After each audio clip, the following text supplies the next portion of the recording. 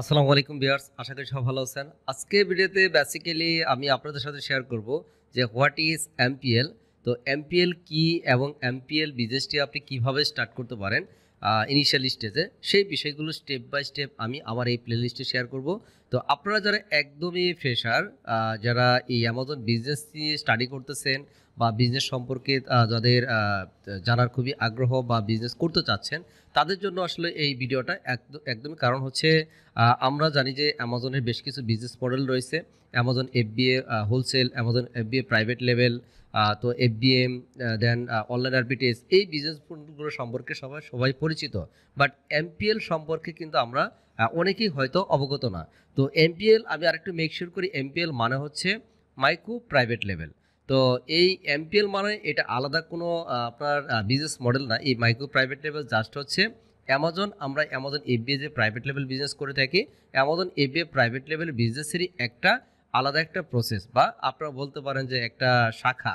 তো জাস্ট হচ্ছে আমরা যখন কোনো কিছু করি, যেমন প্রাইভেট লেভেল বিজনেস যখন স্টার্ট করি, তখন কি করি, এইখানে আমাদের আপনি কোম্পানি ক্রিয়েট করেন আর না করেন ডাজন্ট ম্যাটার। যে আপনি যদি এখন ইউএসএতে বিজনেস করেন, সেই ক্ষেত্রে আপনার নামের উপর বেস করে একটা ট্রেডমার্ক ক্রিয়েট করতে পারবেন। ট্রেডমার্ক করে সেটার থ্রুতে আপনি চাইলে আমাজন থেকে ব্র্যান্ড রেজিস্ট্রি করে দেন আপনার প্রোডাক্টের গায়ে কাস্টমাইজেশন করে প্রোডাক্ট সেল করতে পারেন।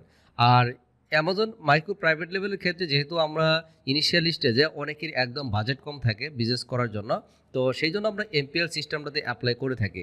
কারণ হলো যে আপনার ইনিশিয়াল স্টেজে কী করবেন, যে যদি আপনার কোনো প্রোডাক্টে চাচ্ছেন যে আপনার স্টোরে বা আপনার এই লিস্টিংয়ে আপনার ব্র্যান্ড নেমটাকে শো করানোর জন্য লিস্টিংয়ের উপরে, তো কোথায় সেটা যদি একটু আমি দেখাই, যেমন এই প্রোডাক্টটা যদি আমি একটু ওপেন করি, এখানে দেখেন দেখাচ্ছে এইখানে একটা ব্র্যান্ড নেম দেখাচ্ছে, এটা কিন্তু ওনার ব্র্যান্ড নেম।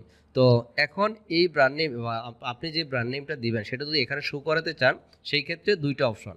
এক হচ্ছে আপনাকে আপনার ট্রেডমার্ক ব্র্যান্ড রেজিস্ট্রেশন করে অ্যামাজনের কাছ থেকে অ্যাপ্রুভ নিতে হবে, এটা একটা। আরেকটা হচ্ছে যে এমপিএল এর যে সিস্টেমটা বলতেছি, এই মাইক্রো প্রাইভেট লেভেল সিস্টেমটাতে আপনার এখান থেকে অ্যামাজন থেকে আপনি জাস্ট একটা অ্যাপ্রুভাল নিয়ে আপনার লিস্টিংটাতে আপনি যে ব্র্যান্ড নেম ইউজ করতে চাচ্ছেন, সেই ব্র্যান্ড নেমটাই কিন্তু এখানে তখন ইউজ করতে পারবেন। আদারওয়াইজ আপনি যদি প্রাইভেট লেভেল অথবা এই মাইক্রো প্রাইভেট লেভেল এই সিস্টেমটা অ্যাপ্লাই না করেন, তাহলে কিন্তু আপনার এই লিস্টিংয়ে বা যে লিস্টিংয়ে যে প্রোডাক্টটা আপনি সেল করতে চান, সেই প্রোডাক্টে কিন্তু এই জায়গাটিতে আপনি কোনো কিছু বা আপনার ব্র্যান্ড নেম শো করাতে পারবেন না। তো সেই ক্ষেত্রে কী হবে, এখানে আমাদের বাই ডিফল্ট একটা সিস্টেম রয়েছে, সেটা জেনারিক লিস্টিং হয়ে থাকে। জেনারিক লেখাই থাকবে, ওই লিস্টিংয়ে জেনারিক লেখা থাকবে। তো এখন যেহেতু আমাদের বাজেট কম থাকে ইনিশিয়াল স্টেজে, এবং আমরা চাই যে একটু মোটামুটিভাবে প্রফেশনাল করার জন্য, এটা আপনি এমপিএল করলে কী হবে, প্রাইভেট লেভেলের মতো 100% প্রফেশনাল হবে না। কেন হবে না, এটা নিয়ে আরও ইন ডিটেল কথাবার্তা আছে। তো এইগুলো আমি স্টেপ বাই স্টেপ আপনাদের যেহেতু শেয়ার করবো, বলছি আপনারা প্লেলিস্টটা ফলো করেন। যারা একদমই ফ্রিতে শিখতে চাচ্ছেন, আমার এই প্লেলিস্টটা দেখে একদম ফ্রিতে আপনারা টোটাল প্রসেসটা শিখে আপনি নিজে চাইলে তখনই নিজে ইমপ্লিমেন্ট করে আপনি নিজেই লিস্টিং করতে পারবেন। এখন কথা হলো যে আমরা যে এই মাইক্রো প্রাইভেট লেভেল করব, যদি আপনার এই কোনো একটা প্রোডাক্ট যদি আপনি জেনারিকভাবে সেল করেন বা লিস্টিং করেন এবং সেই প্রোডাক্টটা মোটামুটি ভালো সেল হয়, তো সেই ক্ষেত্রে কী করবেন, যে আপনি অবশ্যই চাইবেন যে আমি তাহলে এই প্রোডাক্টটাকে ব্র্যান্ড রেজিস্ট্রি বা ট্রেডমার্ক করি। তো তখন আপনি কিন্তু চাইলেই কিন্তু এই প্রোডাক্টে তখন বা এই নামটা জেনারিক নামটা চাইলেই কিন্তু এই লিস্টিং থেকে সরাতে পারবেন না। তো এইটা আমাদের একটা পলিসি। আপনি চাইলে নতুন করে অন্য লিস্টিংয়ে আপনি যখন ব্র্যান্ড অ্যাপ্রুভাল বা লিস্টিং করে তারপরে কিন্তু আপনি এই জেনারিক নামটা সরাতে পারবেন। বাট এই লিস্টিংটা থেকে যদি আপনি রিভিউজ পেয়ে যান বা লিস্টিংয়ের কোয়ালিটি ভালো থাকে বা লিস্টিংটা একটা পর্যায়ে র্যাঙ্ক করে ফেলছেন, তখন কিন্তু আপনি চাইবেন যে এই লিস্টিংয়ে বা এই লিস্টিংয়ের আন্ডারে যে বারকোড আছে, এই বারকোড দিয়ে আমার প্রোডাক্টটা নিয়ে আসার জন্য। কিন্তু আপনি যখন চাইলে কিন্তু এই লিস্টিংয়ে আপনার ব্র্যান্ড নেমটা জেনারিক জায়গাতে আপনার ব্র্যান্ড নেম শো করাতে পারবে না, কারণ এটা একটা অ্যামাজনের পলিসি। এটা অ্যামাজন থেকে এটা কিন্তু আপনাকে চেঞ্জ করতে দিবে না।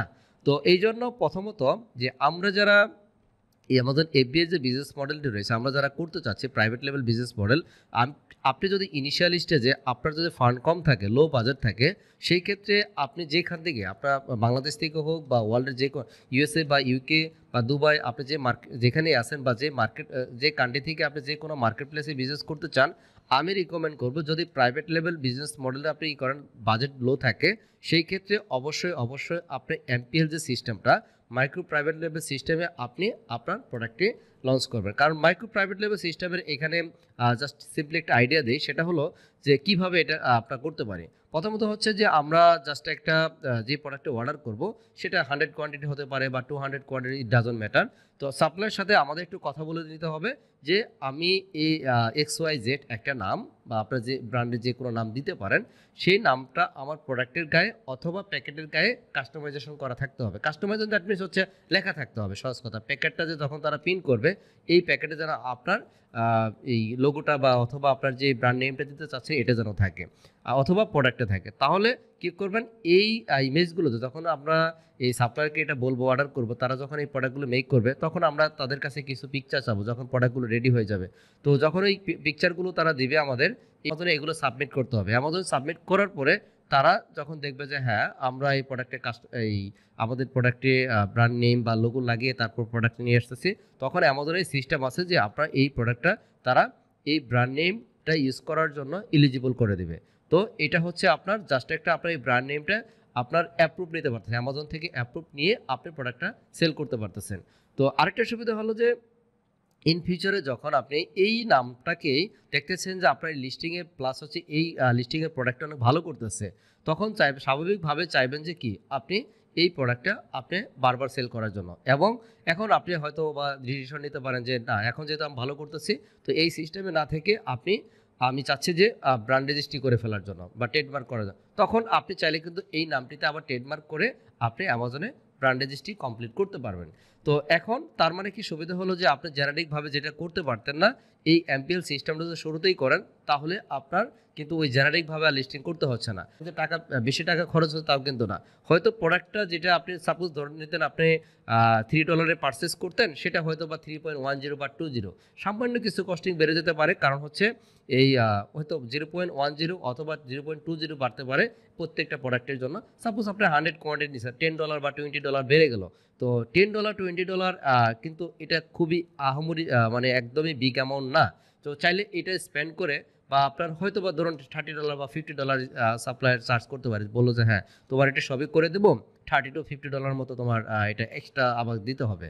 তো তারপরেও কিন্তু আমি রিকমেন্ড করবো এটা আপনারা ইনিশিয়াল স্টেজে করে আপনারা এই যে মাইক্রো প্রাইভেট লেভেলের যে সিস্টেমটা বললাম, এই micro private level system business যদি রান করেন তাহলে কী হবে, আপনারা এখানে ব্র্যান্ড নেমটা শো করাতে পারবেন। পাশাপাশি হচ্ছে আপনার লিস্টিংটা অনেকটা দেখা যাবে যে আপনি ট্রেডমার্ক বা ব্র্যান্ড রেজিস্ট্রি করছেন। কাস্টমার এখানে দেখতে পারবে আপনি একটা ব্র্যান্ড, হ্যাঁ এটা দেখতে পারবে, জেনারিক লেখাটা আর দেখবে না।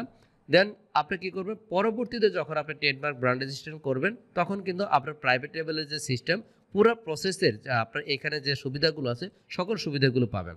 তো এখানে সুবিধা অসুবিধাগুলো এখানে আপনার মাইক্রো প্রাইভেট লেভেল প্লাস হচ্ছে এই মাইক্রো প্রাইভেট লেভেল প্লাস হচ্ছে প্রাইভেট লেভেল যে সুবিধা অসুবিধা আমি নেক্সট ভিডিওতে আলোচনা করব স্টেপ বাই স্টেপ। তো আপনি কীভাবে অ্যাপ্রুভাল পাবেন সেগুলো আমি নেক্সট ভিডিওগুলোতে দেখানোর চেষ্টা করব। সবাই ভালো থাকবেন, আসসালামু আলাইকুম।